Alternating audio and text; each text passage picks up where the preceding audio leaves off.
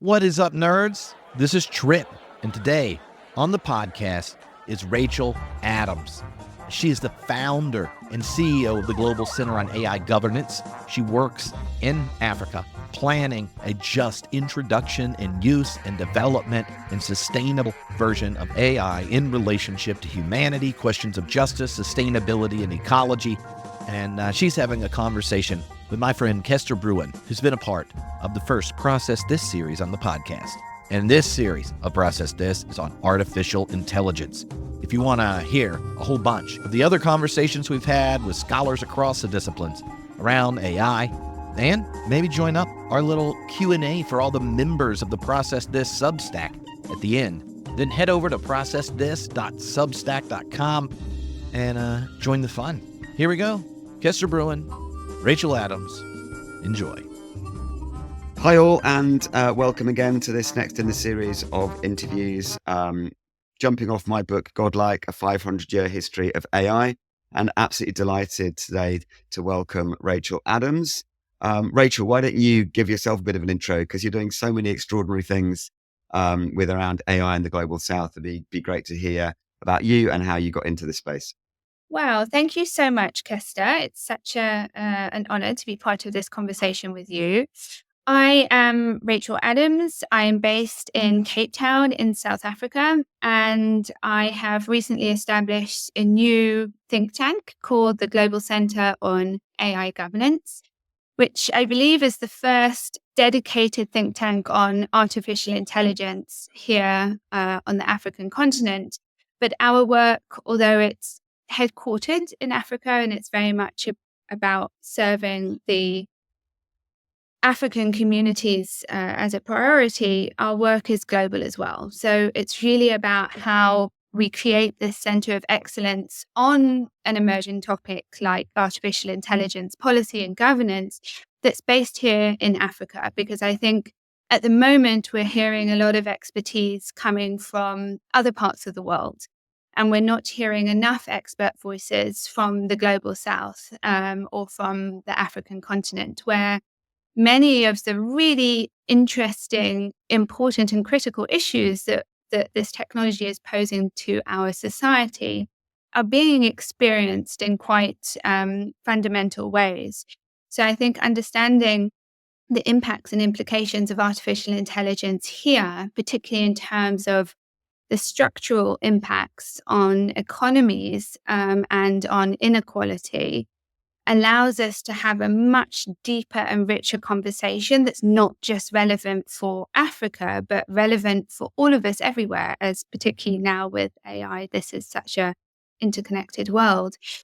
So just in terms of my own background, I began my kind of professional career in human rights at the South African Human Rights Commission. And I led the work from a research perspective on different information rights. So privacy, access to information, freedom of expression.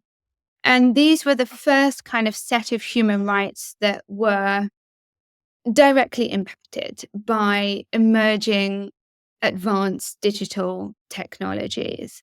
I then undertook a PhD quite specifically on the concept of transparency. So I was very interested about how these big global ideas impacted different parts of the world.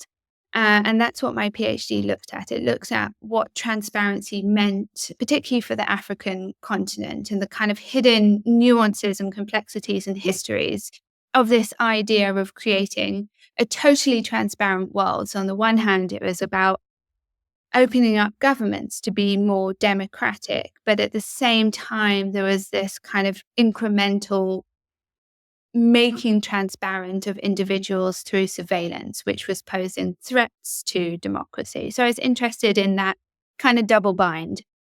Yeah. Very quickly, I kind of got on the topic of artificial intelligence. And I think, again, there was this kind of psychological dissonance with the idea of artificial intelligence that's really present with us today in terms of it has potential benefits that may be really, really transformative for the quality of life of many people around the world. But at the same time, the risks it poses are extraordinary. And we also don't have a full sense of what all those risks are. So I'm interested in that. I'm really interested in the complexity at the heart of what AI means. And I think from a kind of disciplinary perspective, while my background is human rights and philosophy, it's allowed me to explore an idea through many different lenses, which I find just kind of intellectually kind of keeps me going. So AI is a very imaginative idea. It's about imagining what's possible and what our futures looks like. It's about imagining capacities that are beyond what we ever thought humans were capable of. It's changing the idea of what it means to be human, yet what it means to be human is really culturally attenuated, and it means different things in different parts of the world.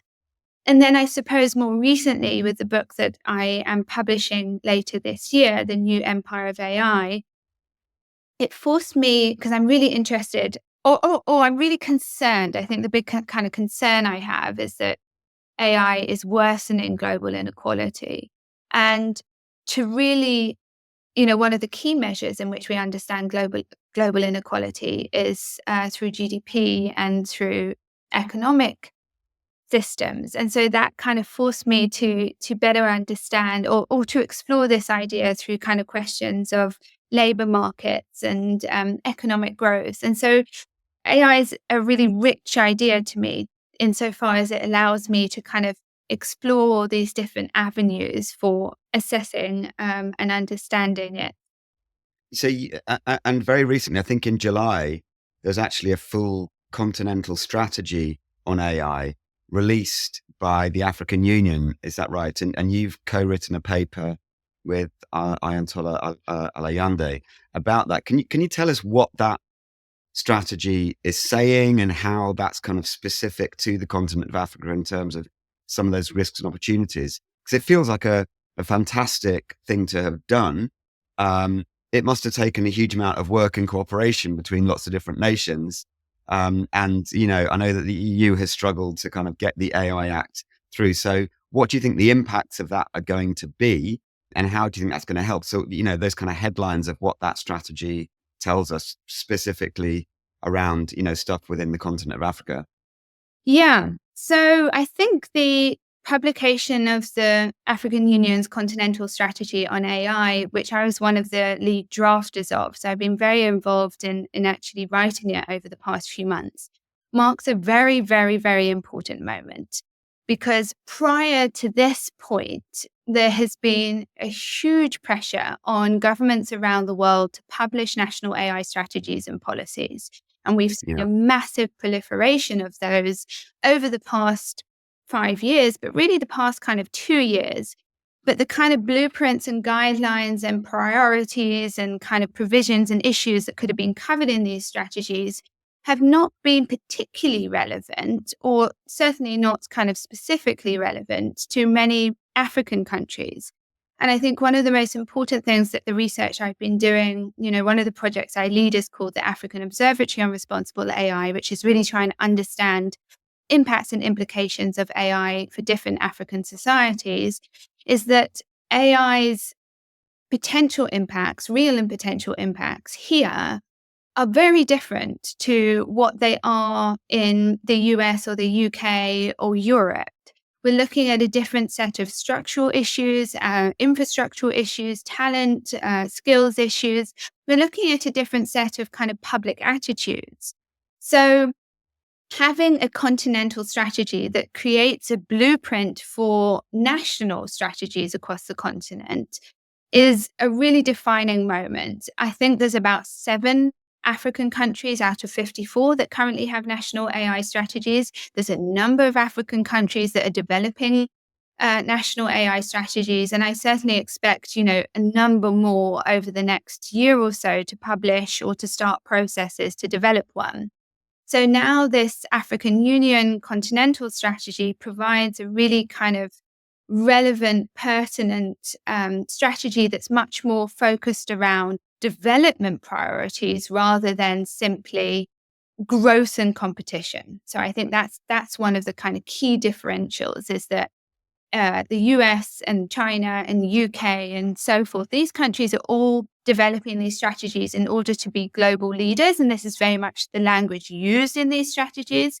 It's part of competitive edge. It's kind of national interest issues. Whereas on the African continent, it's how can this technology help catalyze the realization of the developmental priorities we have, or help solve intractable challenges social and economic challenges that we've been facing. So I think that's where there's this really interesting conundrum, because I think in some ways AI in Africa, there is the most gain and there's potentially the most to lose as well. So in terms of the kind of opportunities, and the strategy sets this out quite well, the opportunities are in terms of boosting current economic activity. So where you have companies, private sector actors that are primed and ready to use artificial intelligence to boost productivity in whatever way that might be. So that's just about economic growth. So supporting them in order to kind of realize that growth, and then thinking about how do we make that growth equitable. Then there are the industries and sectors which are particularly important for development. So that's finance, that's climate, that's education, that's agriculture, and that's health. How can AI specifically help in those particular sectors? And at the moment, there are a set of use cases and case studies, so kind of more micro level examples of where AI can help farmers identify crop diseases that might occur, or help farmers determine when is the best time to yield a harvest, provide more information to farmers that might support whatever they do, whether it's at a subsistence level and an individual and community level, or whether it's at a more business level. And then there might be kind of opportunities within the education sector, which I think are really exciting. And I'll name a couple. One is to help teachers develop lesson plans. I think it's quite clear that oftentimes you'll find classrooms where teachers are teaching 100 children. And these children may be at different levels, and it's impossible for an individual to be able to provide the kind of individualized learning that really supports achieving learning outcomes.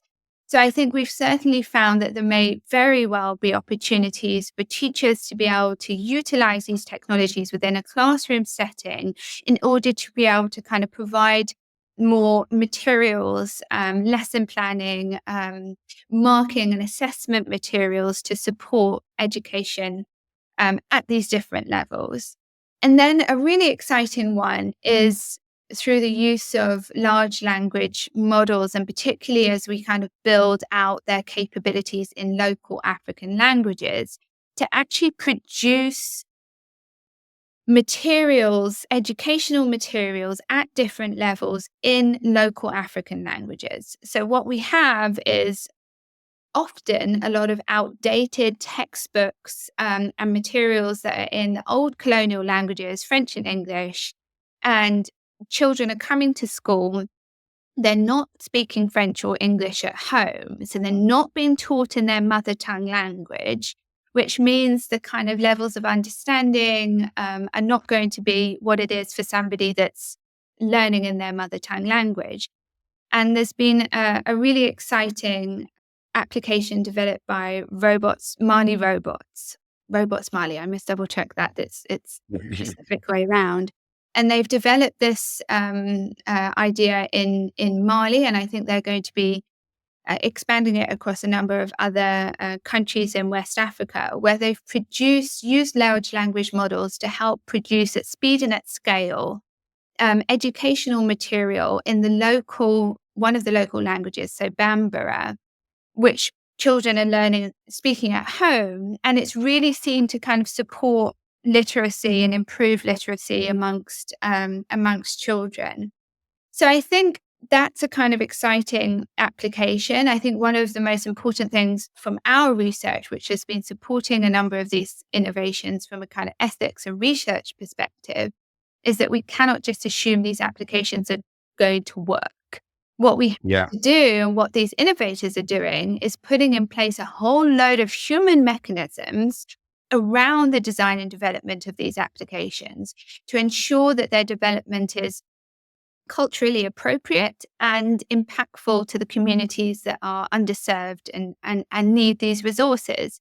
So, user testing, community engagement, safeguards to prevent against bias, all these things become particularly important. Yeah. And that's so important that that responsible element of AI is there. In terms of the large language models, because obviously much of the stuff that ChatGPT and others are used on is trained on data sets that are, say from Wikipedia, where we know that there's an enormous amount of kind of racial bias and gender bias as well. So what's being done in terms of developing language models so that the kind of outputs from these things are going to be, as you say, culturally appropriate?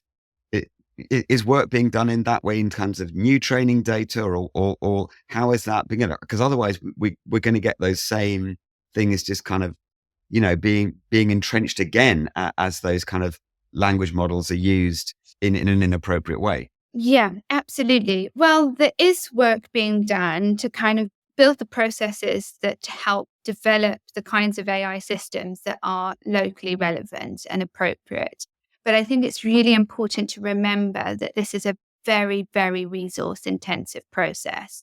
So when Yeah, are people doing this, they're doing it kind of against all odds. So, for example, it's not just about creating data sets that are in local languages. It's about creating huge data sets that are in local languages, because the data sets that ChatGPT and some of these large language models are trained on is the kind of whole repository yeah, of the internet. So we're looking at needing to build really, really big ones. And the bigger you build, it tends to be that they become more accurate.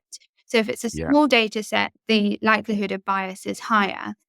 And then I think it's important to remember that a lot of the kind of data that we might want to use to develop solutions for social problems on the African continent are not digitally available at the moment. So I'm thinking specifically around kind of schools or hospitals where records are not digitalized. They're still analog, they're still being written out. So when we're trying to think about how AI can come on top as this kind of system that will help make processes more efficient, that is on the assumption that the data it can access is there, relevant, updated, and in the right form to be processed by LLMs or AI systems.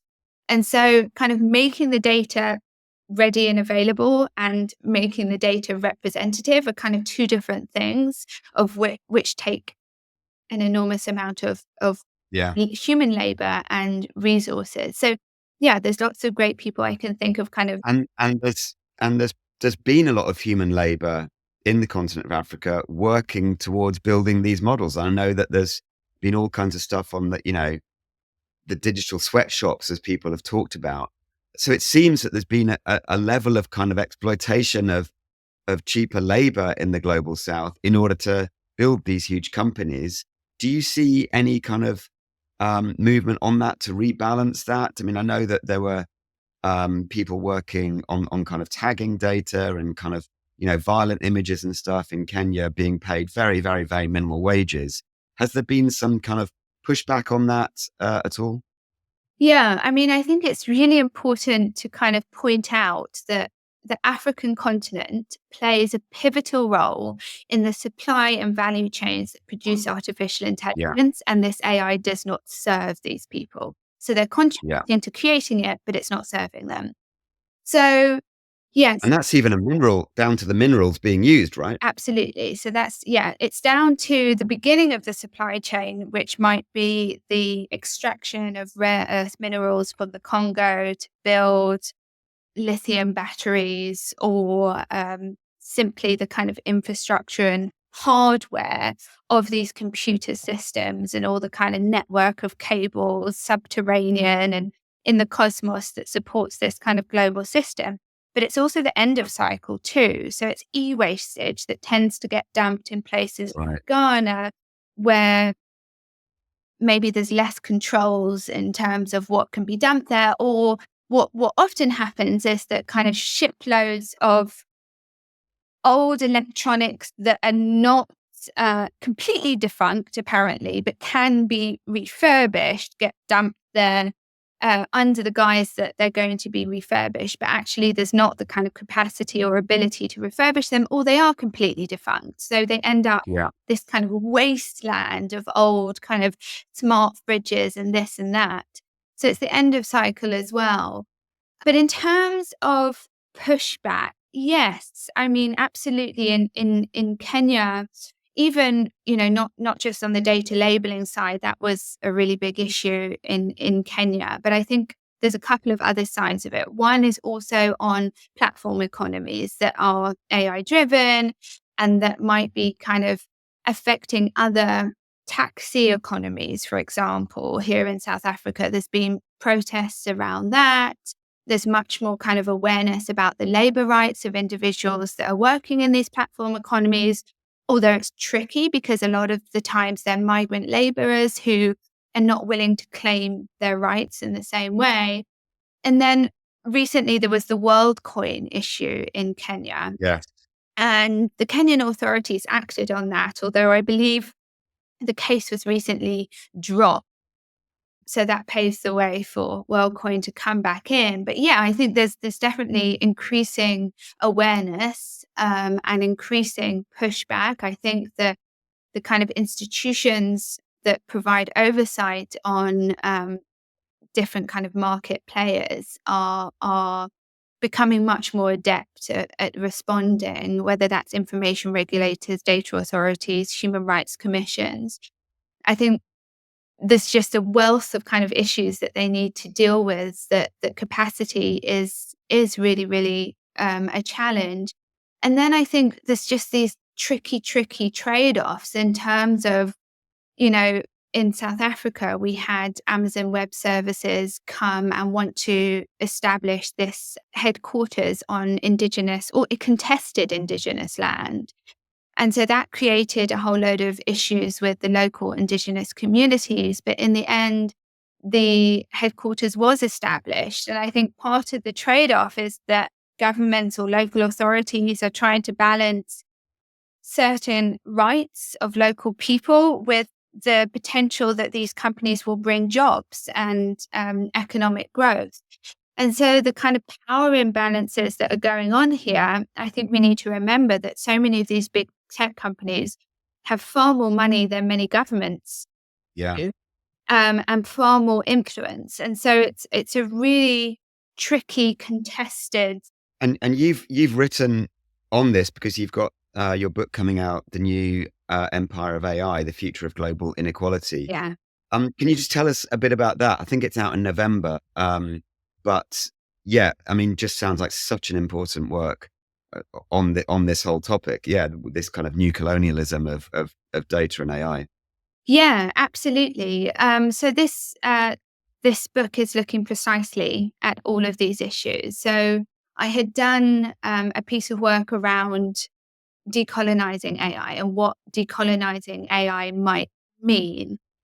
And then this turned into a much longer and a book that's really for a public readership. So it's about trying to understand the inequalities that AI is producing and reproducing, and this kind of conundrum of AI is worsening global inequality, but at the same time claiming it can solve it, and trying to say, we can't just understand this issue within a vacuum. We need to understand what produced global inequality and how the production of global inequality created the conditions which enabled the rise and the growth of these incredibly powerful, mighty AI superpowers, and created the conditions for this huge division, whether it's the division of labor or the division of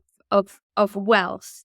or the racial biases that are occurring at the moment. So it's trying to kind of use post-colonial thinking and history in order to better understand the kind of conditions of inequality that AI is producing and reproducing and exacerbating. I know that certainly in the UK and, with elections coming in the US in November, there's been a huge amount of concern about the kind of political or the way that AI can influence things politically.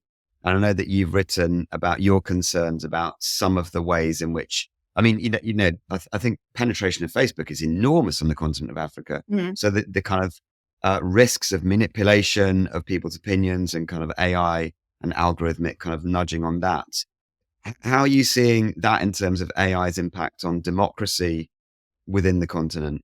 Yeah, I'm really, really concerned about it because I think not only is Facebook widely used and a kind of very common source of news and ways in which people relate to each other and their communities, there's also quite low levels of kind of literacy around technological and advanced tech AI kinds of issues because people have other things to worry about. So Yeah. this makes quite a lethal combination. And we also don't have enough good research that enables us to really understand the effects that this is having on democracy. I'm really, really worried. I think where there's kind of political instability in a number of African countries, we could have a lethal situation on our hands. So I'm quite kind of keen to think about a big program of work around. I think that is absolutely fundamental and needed. And it would seem that the tech companies are not putting resources into, Yeah. in-country monitoring or people on the ground to look at that specifically. Is that something you would see, that there just needs to be more resourcing? Here is a massive user base who are using their products, but they're not putting the things in place to kind of offer the same kind of protections as they might do in other parts of the world. Yes, it's absolutely that. And I write a bit about this in the book, and I'm trying to remember, off the top of my head what the statistics are. But effectively, there's very limited resources for, as you say, a wide user base, but it's a wide heterogeneous user base. It's Right. lots of different languages being spoken and being used on Facebook. So it's quite, or other platforms. So it's quite hard. You really need that local expertise in order to be able to flag and take down harmful and inflammatory content. Yeah, matched with low literacy and then young democracies with young democratic institutions performing oversight on a very complex cross-jurisdictional issue. So I think, in the African Union continental strategy, there's quite a bit on kind of misinformation, disinformation, how we counter that, how we build public literacy around these issues, how different African countries can work together to manage and tackle some of these issues or advocate for more resourcing, safeguarding and protections. Yeah. I know that you've also written that, you have a sense of optimism that Africa boasts, I think you said, a unique context that's well positioned to take advantage of these technologies, particularly with, a dynamic young population who can adapt to forms of digital work and entrepreneurship. Can you give a few examples of where you might see that emerging and some of those opportunities? Because there are extraordinary opportunities as well in terms of being able to leapfrog other economies in terms of development stuff. So are you optimistic about that? Or do you think that this could be, well, even more dangerous in some ways? Again, we know that there's that risk of entrenching inequality, but there's obviously some opportunities there too. There are some opportunities, and there are pockets of excellence and incredible talent in many parts of the continent where, against all odds and with very limited resources, people are making incredible strides. And I think that should be supported and encouraged. I think we need to be very careful of this narrative of leapfrogging, as my sense is you can't really leapfrog on Okay. a number of these infrastructural issues. And where there are people that are benefiting from AI technologies, it's because they were already privileged within societies. They already Interesting. had access to the internet or to smartphones or to hospitals that were able to kind of use these technologies. So I think we need to be really, really careful of this narrative of leapfrogging, that it's not just creating further inequalities within countries. But I do think that the innovation communities are really, really, really dynamic and need to be kind of properly supported. These people need to have kind of access to visa opportunities, be able to move and travel, have access to venture capital, which not enough people do, and supported by governments, so that their innovations can meaningfully scale. I think there's a real issue of access to compute. So we need to think about how do we do that in a way that's equitable. And then I think there's a big challenge around gender still. So I think we need to be thinking carefully about how do we support women that are working in AI and girls that are working in AI. And yes, there's a lot of really good programs, but these are still kind of serving a really underserved group. Senegal's AI strategy actually quite interestingly has something quite specifically about training women and girls in AI. So that was really, really encouraging. But it's something that we need to be very cognizant of and build policies and priority areas of work around. It is so interesting hearing you say that, because the work I do, based in London, and we're looking, even within England, the problems of venture capital flow, major inequalities there, the problems of AI training, and the kind of major kind of inequalities there about who's got access to stuff, as you say, the kind of entrenched privilege. So, these are all kind of things that we see in a microcosm in England, but obviously at a much, much wider scale. And in terms of what needs to be done on the continent of Africa. For those who may be listening to this when it's released in the US or the UK, is there a kind of call to action? Is there something that people should do in terms of whether that's just read more, get more, kind of knowledge around this, or there are things that they should do in terms of lobbying tech companies to kind of shift in terms of resourcing? What would you like to see in terms of some changes? Yeah, I mean, I think the first thing is really about kind of awareness and understanding. I think there is a fairly well understood concern that big tech is big tech. We don't even say big tech with any connotations anymore. You know how we say big pharma, or more Yeah. recently there's like big nappy with nappy companies that are like taking over the world. We say big tech as if it's a fact and not a kind of criticism.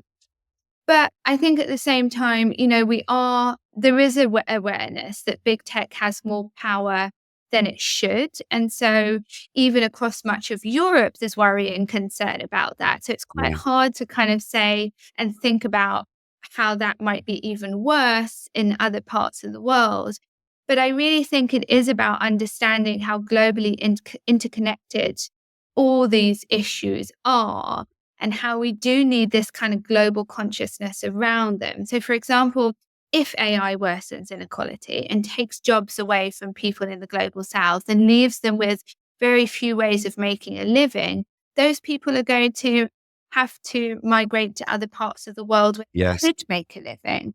Or there's going to be more kind of, it creates conditions for nationalism and extremism, and that affects everybody. So I think Yeah. we need to be really mindful of how everybody everywhere is going to be affected by a deepening chasm of inequality in the world, and needs to be kind of mindful and aware of that.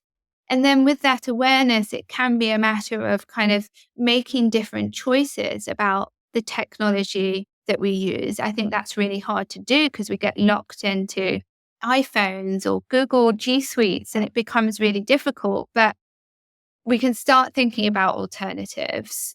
Or we could start thinking about what we want our politicians and our MPs to be doing. Do we want kind of more awareness, more focus on international development and AI? Do we want to be saying that's important, which I think certainly the new Labour government has is aware of some of these things. Yeah, and then I think it's also about, not overly thinking this is just something that's a competitive edge.